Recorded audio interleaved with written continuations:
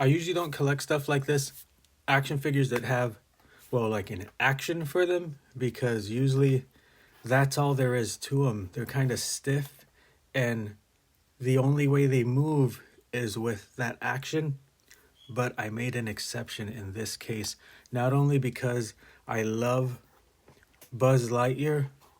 I didn't like the movie at all. Nothing about the movie. It was just a missed opportunity, in my opinion. But I love the design, Buzz Lightyear, in a more like real form.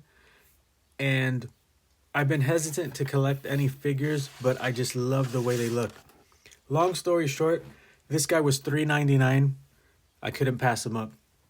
The amazing thing about this guy as well is that not only does he have the action, just real quick, of course, this is going to happen on a box that I'm just going to toss because this isn't the type of box that I would keep. But look at that. The plastic just came off perfect. The bubble, the glue just came undone. So I thought that was pretty neat to show. But back to the figure itself. It's fully articulated. So you'll see. So this is its cannon. And it's firing missile here, which is really cool. A nice detail on it too. Love all the sculpt work on it. Love the jetpack. All of that sculpted detail on that. So that's really cool. So he has really good accessories. Helmet, or the dome for the helmet. And the figure itself, like I was saying, is fully articulated. So the head is kind of stiff. It's just tight. The more you work it, you can loosen it up, but not that much range. But it's okay. This is a pretty basic figure. But see, being that it has an action, it's pretty awesome that it still has all these points of articulation. And the arm here, the action arm, see? That still has the same points of articulation as the opposite arm. So that's really cool.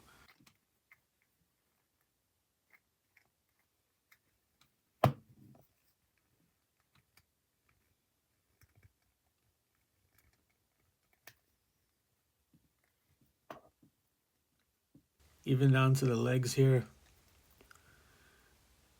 Has a single jointed knee, which is just enough to put him into vehicles or to have him sit somewhere. It's good range for that. And the hips here at the top, or the top of the leg joints there, allow him to do a full splits, which is pretty cool considering he has, his main feature is that punching action that he has. See, so you can have him sit. So really cool.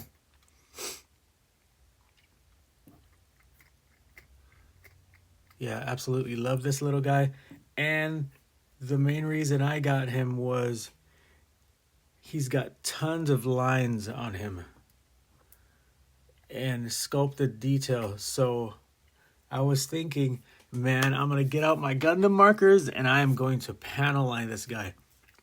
So here he is with the dome on his helmet there.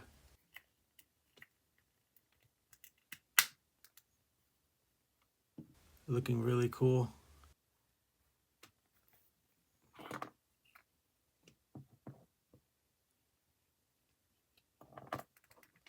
And that's his backpack on there. Fits in nice and tight.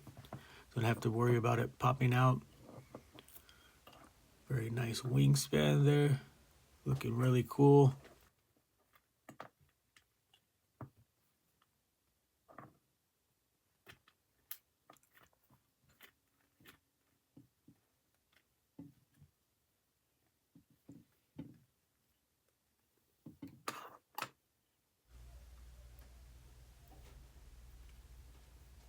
He holds his cannon really good. That's always a plus when your action figures just firmly hold their weapons or accessories. It's super annoying when you got stuff that's just constantly popping out of their hands. It looks really good too.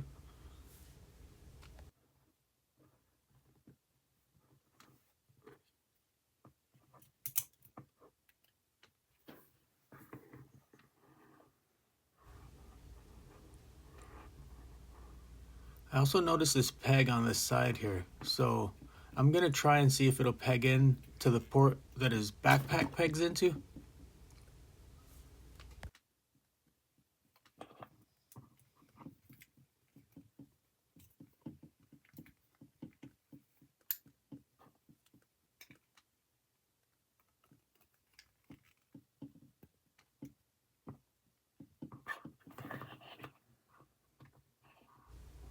Okay, maybe not so much with the rocket pointing up. Looks kind of weird, but maybe with it. Oh, there goes the rocket. Yeah, that looks better right there. So I don't remember the movie. Like I said, the movie. Gosh, that'll be another video. That's not what I'm here for. I'm here to show this guy off, but I don't know if that happened in the movie. Like if he has some kind of a launcher on his back or.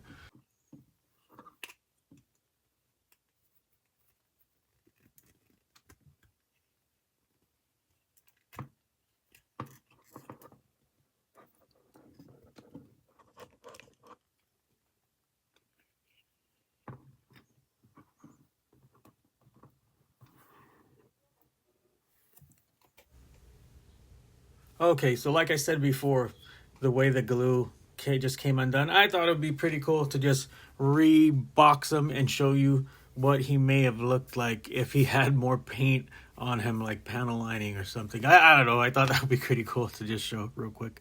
Here he is all panel lined. Let's check out his weapons first. See, it brings out all the lines and sculpted detail. His jetpack looks really cool. Very Gundam-like, so it was only natural for me to use Gundam panel line markers to finish him up. And here is, just like with Gundam, I used gray on the white and black for the darker parts. And I also came in around his balaclava here, where the flesh tone usually gets to, when there's things over characters' heads like this, whether it be a balaclava or helmet or anything that comes around the jaw, some of the flesh tone tends to get onto the edges here. It gives it a really unnatural look, and when you go over it painted, or like in this case I used the panel lining marker, it separates everything and makes everything look very finished and quickly painted. So yeah, and he's an articulated figure even with his gimmick. So yeah, he's really nice. I like the way it made this really pop, panel lining it. So this is a really cool figure. Highly recommend them. He's at Ross. I'm going to continue. I don't like the movie, but I like this look for Buzz Lightyear, the more realistic approach. So as I find them, like maybe at Goodwill, or continue collecting the Lightyear figures. Just Buzz, no other figure.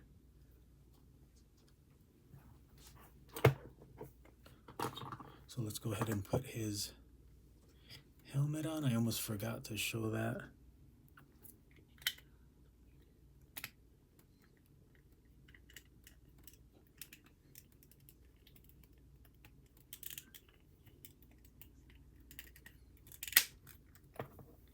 Right, looking really nice.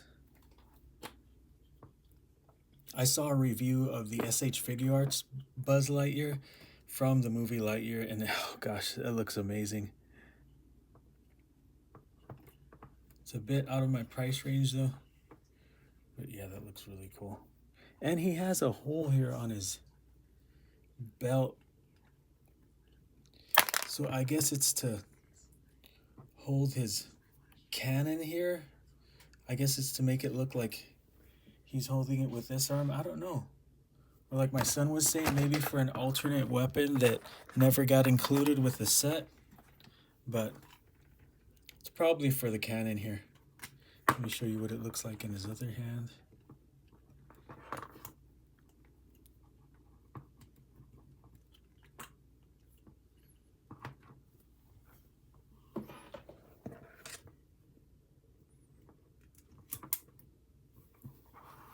All right, and there he is with his weapons, or his one weapon and his jetpack. So Really happy I picked this guy up. Hope you guys enjoy that quick look at Buzz Lightyear here. You guys take care. God bless you. I'll see you guys in my next video.